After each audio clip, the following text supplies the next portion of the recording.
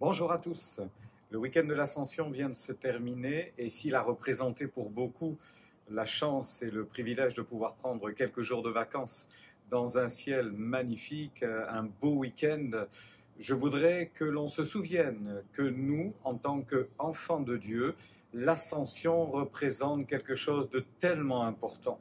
Je vous rappellerai ce qu'il est dit dans l'évangile de Marc, à la fin de l'évangile de Marc, les conséquences immédiates de l'ascension. Après leur avoir ainsi parlé, le Seigneur Jésus fut enlevé au ciel, où il siège à la droite de Dieu.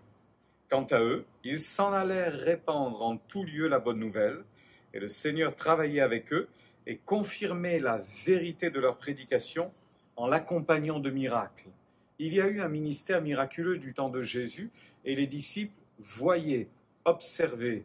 Et quand Jésus est monté au ciel, il leur avait dit d'ailleurs qu'il était avantageux qu'il s'en aille et qu'il leur renverrait le Saint-Esprit, un autre lui-même, le Paraclète, le Consolateur. Et dans le livre des Actes, il est bien mentionné, vous recevrez une puissance, celle du Saint-Esprit, et vous serez mes témoins. Et immédiatement, dans le livre des Actes des Apôtres, on voit cette dimension miraculeuse prendre plus de place. Pourquoi donc ? Eh bien, c'est simplement à cause d'une réalité, et je souhaitais, puisque l'ascension c'est déjà derrière nous maintenant, je souhaitais que cette réalité prenne encore plus corps dans nos cœurs, dans nos convictions, prenne encore plus de place dans nos prières, dans nos actions de grâce, dans la manière dont nous manifestons notre foi au quotidien. Je note donc dans la première épître de Pierre au chapitre 3, à la fin de ce chapitre 3, il y a, vous vous en souvenez, pour vous qui êtes lecteurs de la Bible, cette référence par rapport au baptême.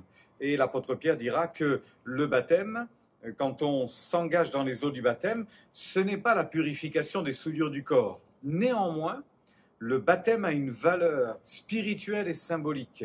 Et c'est ainsi que, ne nous méprenons pas sur le sens des mots, mais l'apôtre Pierre dira que ce baptême nous sauve. Ce n'est pas le baptême en lui-même, le geste en lui-même qui nous sauve, mais le geste témoigne de notre engagement vis-à-vis de Dieu, et c'est cet engagement vis-à-vis de Dieu qui nous sauve de la mort éternelle et de la condamnation, parce que Jésus a payé le prix à la croix pour nous, il a pris notre place, il est notre justification, notre sanctification, notre Rédempteur et Sauveur et bien évidemment notre salut.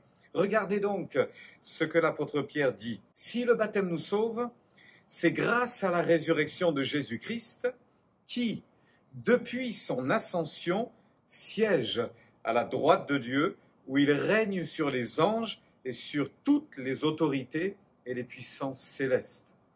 Je reviens sur cette expression parce que ça fait écho à ce que j'ai lu pour vous dans l'évangile de Marc.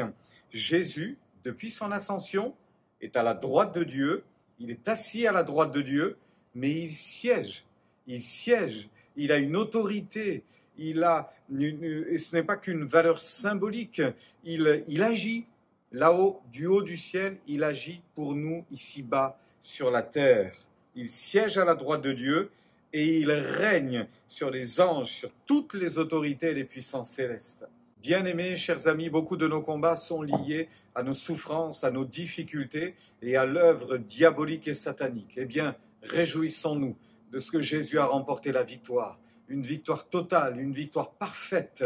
Et alors que Jésus, pour nous, c'est une réalité, siège à la droite de Dieu, nous voulons, quant à nous, vivre ces réalités spirituelles, ces réalités dans la foi, mais dans la pratique, que le Seigneur nous accorde encore de vivre de belles choses, un temps miraculeux, un temps puissant de miracles, de conversion, de régénération, de transformation de vie, de délivrance, de toute oppression, de toute activité mauvaise, diabolique, que le Seigneur répande sa miséricorde et sa grâce. Je vous souhaite de vivre à la fois dans cette résurrection, après cette ascension de notre Sauveur, et puis dans cette Pentecôte nouvelle, par la grâce de Dieu. Que le Seigneur vous accorde une belle journée, soyez richement encouragés et attendons-nous encore à voir la puissance de Dieu à l'œuvre.